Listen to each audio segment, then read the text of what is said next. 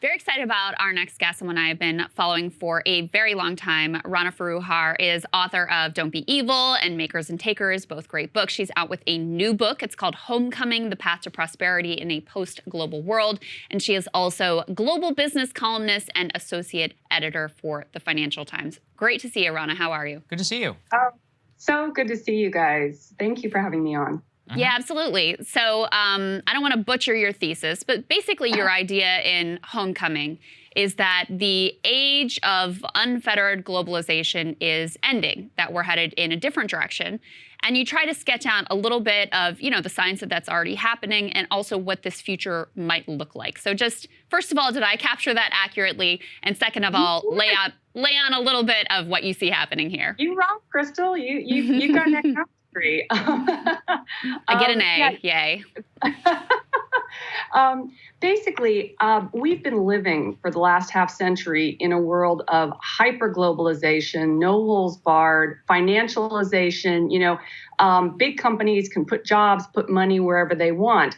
That is the neoliberal paradigm, and that's a mouthful. But neoliberalism is really the political philosophy that's been adopted by both parties, in fact, in the last half century, both by the Reagan-Thatcher sort of Republicans, but also the Clintonian Democrats. And the idea is that trickle-down theory works, markets are efficient, and just let people go where they will, let money and goods go where they will, and it's all going to land where it's most productive and best for it to do so.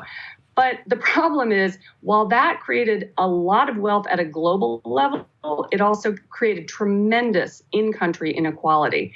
And we've been living with the consequences of that. The hollowed out parts of the Rust Belt and the South that have become red states or swing states, the deaths of despair, the sense that American competitiveness has been eroded because we've outsourced our entire supply chain.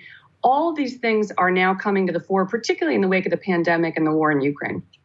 Right. And so one of the things that a lot of people woke up to with the supply chain crisis and more is like, wow, I can't get stuff that I ordered. But what is the solution to that? We see a lot of people saying, oh, well, we need to build here at home. As we've all found out the hard way, it takes 5 to 10 years to build. If you want new semiconductors, you got to wait 15 years, at best in some cases, if you can even do it at all. And something I think that you get in the book is about what the solutions to that look like on a practical level. So lay it out for us. Yeah, so there's not one silver bullet, to be fair. And yeah, building a new semiconductor fab time. But we actually have, and this is really the good news, and it is a good news book, we have a lot more agility and a lot more manufacturing competitiveness in this country than we're aware of. And I'll give you one story, because my book has these big, lofty theses, but it sort of looks at them through the lens of three different industries: agriculture, textiles, and technology. And I spent a lot of time in the Carolinas in the textile supply chain during before and during the pandemic. And here are these companies, okay, nobody's buying clothes, so they're looking around and thinking, what can we do? Well, they turned on a dime in 48 hours and started making masks, and they were moving millions of them around the country. Now, what's very interesting is before the pandemic hit, Americans were basically buying 3-cent masks from China, which, by the way, is dumping because the raw materials would make it a 5 or 6 cent product, but that's another topic. Beijing decides, understandably, it wants those masks for its people. It hoards the masks. We have to start producing them in the USA. The cost of a USA mask is 30 cents, but by the end of the pandemic, these folks, these very nimble, often family-owned private businesses, had driven those costs down to 10 cents. And then when you factor in higher labor standards, good environmental standards in this country, not having to haul things, thousands of miles and spend that energy cost and the emissions cost to bring things through the South China supply chains, it actually makes a lot of sense to do more at home. All kinds of reasons for this. Technology that are, allowing things to be 3D printed in real time are taking off. I think we're going to be doing a lot more here at home. What did you make of the sort of instant calamity triggered by the short-lived Prime Minister of the UK, Liz Truss, who went all in on the sort of most ideological, most strident version of the Reagan Thatcherism, free market economics, comes in with this proposed mini budget to slash taxes on the rich and forego a raise in corporate taxes, and even like, I'm going to lift the cap on banker bonuses, like just whole hog on this thing. And the very markets that she revered completely turned on her, and there was an almost complete collapse. I mean, what did you make right. of that in terms of, what it says about where we are in the era of neoliberalism and what the both public and market reaction is to this type of ideological project at this point? It's a great question, and I couldn't, frankly, have asked for a better a news peg for my book, because if you think about, okay, trickle down started with Reagan Thatcher, that pendulum swung so far that we now have this incredibly bifurcated economy, both in the U.S. and the U.K. You get a prime minister that comes in and says, yeah, we still believe that the way to growth is to cut taxes on the rich. That's worked. No, it hasn't worked. It hasn't worked. Definitely for 20 years. If you look across the board at all workers and all salaries, it hasn't worked for 40 years. If you look at working people, so no big surprise that the market said, "Hold on, we don't think so." And particularly if you're going to cut taxes, even as you're increasing fuel subsidies and spending, we don't like that. So I think the demise of trustenomics, if you might call it that, is potentially the apex and the turning point, where we start going down this hill of neoliberalism, hopefully to something better. And what are the downsides, to this change? Obviously, deglobalization, we've gone through a period of this with depression and all that in the 1920s and 1930s. Can we avoid some of the pitfalls, both politically and economically, from that time? Or do you think it's maybe just as raucous in the transition? Great questions. So look, we are in a bumpy period. I mean, the world is not flat, right? That's one of my big theses. The world is bumpy. It's never been flat. I've been going to China, for example, for 25 years. I never landed in China and looked around and thought, wow, this country, big, rich, old country with its own traditions, own system, is going to seamlessly fit into the Washington consensus. Yeah, that's going to happen.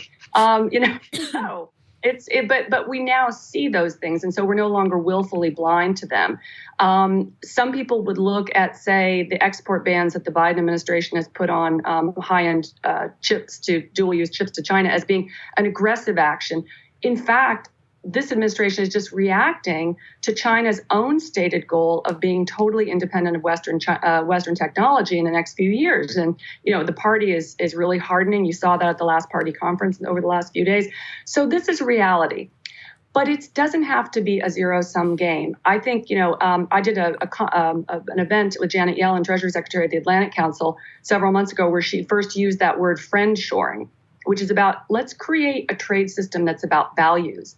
Let's make sure we're not buying cotton T-shirts that are made by tiny fingers in a forced labor camp in Xinjiang. Let's make sure we're trading with companies that treat workers and the environment properly. And this is part of the Inflation Reduction Act, let's make sure that we give some carrots as well as sticks. So domestic producers at home that are doing the right things, let's reward them, let's incentivize them, as well as making it harder or more expensive for folks that are doing the wrong thing to bring stuff into the country. So, Rana, I very much see all the signs that you're pointing to. And I think, the trustenomics collapse, it really demonstrates that whatever there was to get out of that worldview has long been gotten. If there ever was anything to get out of that worldview, those gains have already been attained, and it leads to, nothing but catastrophe at this point.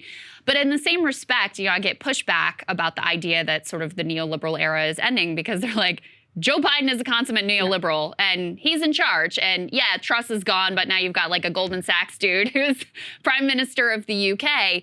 A lot of the power is still with this ideology in terms of the institutions that are, supporting our government. So what do you say to that pushback? Oh, well, Krystal, for sure, the neoliberals are not going to die easily. And I'm doing personal hand-to-hand street fighting with some of them right now, I can tell you myself. I would actually, it's funny with Biden, I think Biden is pre-neoliberal. I mean, I think he actually harkens back to an era in which the state and business worked together better, and also parties worked across the aisle better.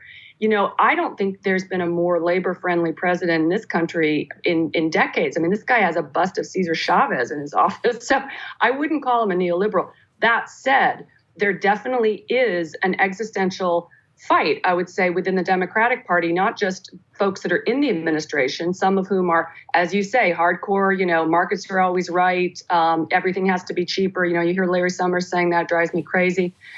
Cheap isn't cheap, by the way, if you factor in the real cost of energy, emissions, quality, labor, et cetera. But there is also a contingent that's saying, hey, we need to do things a different way. And I know that contingent has the president's ear. Now, I will say, you asked about challenges earlier. The big challenge is inflation, because creating this new world, frankly, means pricing products the way they should be priced.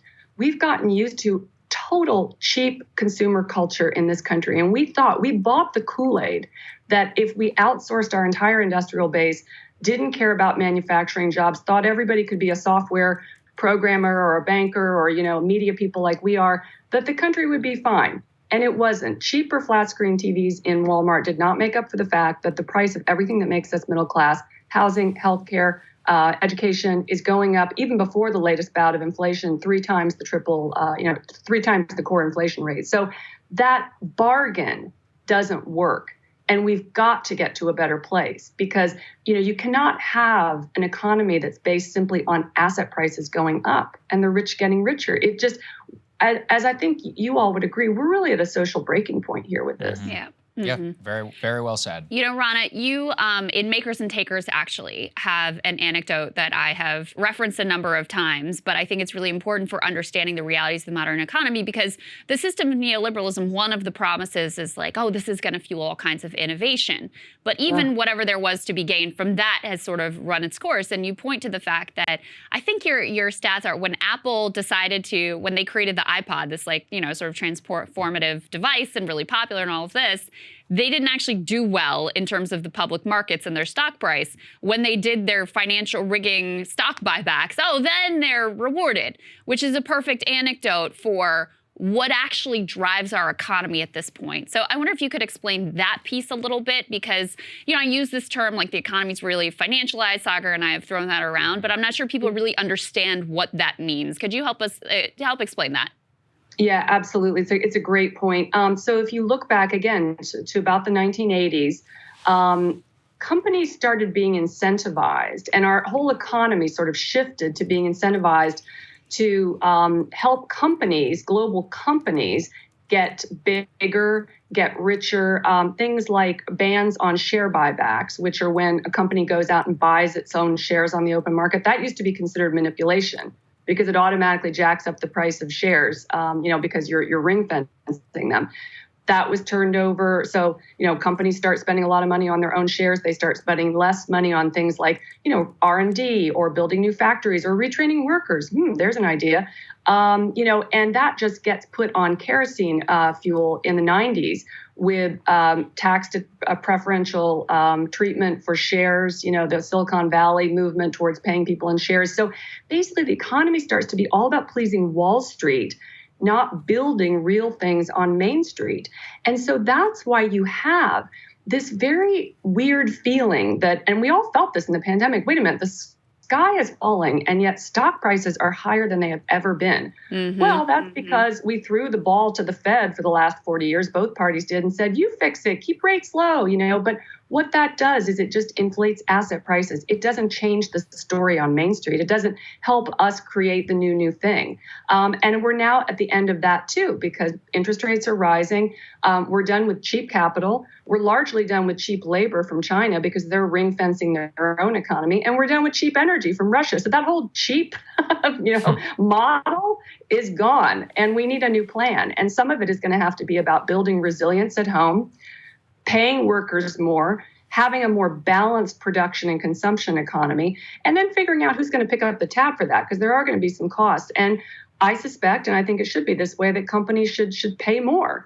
I support things like the CHIPS Act to create some incentives to build semiconductors in this country, but I sure as heck don't want to see every industry lining up the White House to get get a handout or a bailout. They need to be spending their money productively to create real innovation, real growth, and real jobs.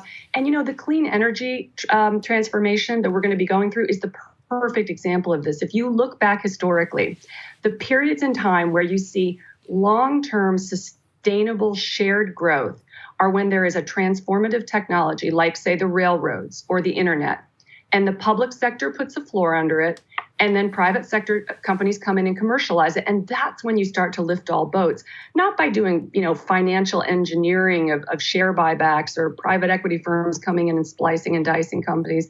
We've got to get away from that. We can't compete with China if we keep doing that. Yeah, I think it's really well said, and I really encourage everybody to go and buy the book. We'll have a link down in the description. Thank you so much for joining us. We really appreciate it. Great to see you, Rana. Thank you.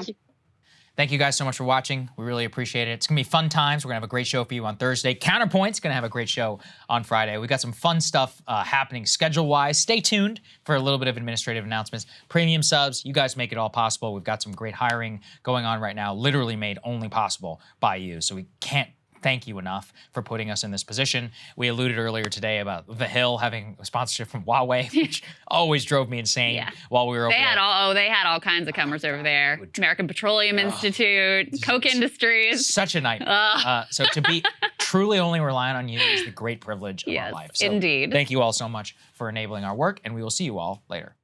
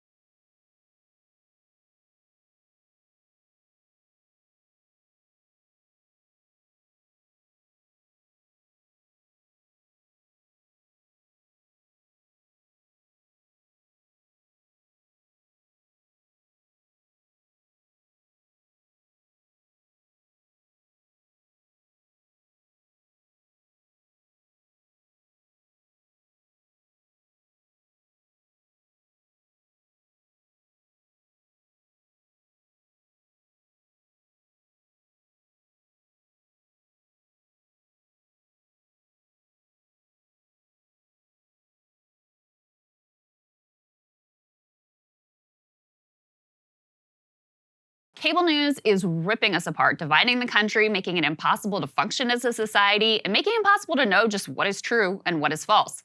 But the good news is they are failing and they know it. That is why we're building something new, a new mainstream, a healthier one, something more trustworthy, something that we are going to need in one of the most pivotal times in American history. We are building up here for the midterms, for the upcoming presidential election, but we need your help. So if you can help us out by becoming a premium member today at breakingpoints.com, we're trying to change America for the better and the entire world. So what are you waiting for, guys? Go to breakingpoints.com and sign up and help us build a new mainstream.